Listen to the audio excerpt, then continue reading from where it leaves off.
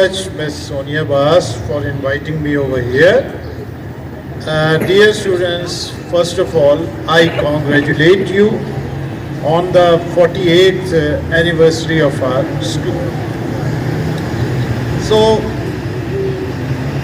I would like to give you the brief history of our school. As you just heard, that Mr. Yusuf Wahab was the principal of Cathedral School, Hall Road. And there was great pressure of increasing number of admissions in Cathedral School, Hall Road. So, Mr. Yusuf Wahab was a competent and intelligent person. So, by feeling the pressure of increasing number of admissions, he got an idea, and he got this idea that there should be another branch of Cathedral School where all of these students could be adjusted. But it was not immediately possible to make this school. So he shared his idea with the bishop of that time, late Bishop Inayat Masih. And Mr.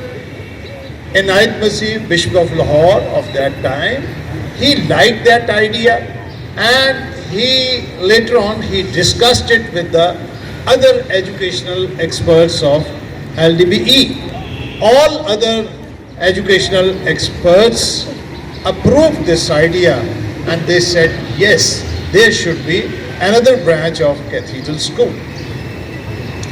So the venue was decided to be the Young Husband Hostel. You know that this school where we have Cathedral School, Church Road, it was Young Husband Hostel in that time. So this dream came true, and our school was inaugurated on 26th April 1976. Mr. Yusuf Wahab took over as the founder principal of Cathedral School, Church Road. He served here for 8 years. This school is being run over by the management, which is called Lahore Diocese Board of Education. Lahore Diocese Board of Education was established in 1881. Bishop of Lahore is the chairman of this education board. More than 20 schools are run under this board.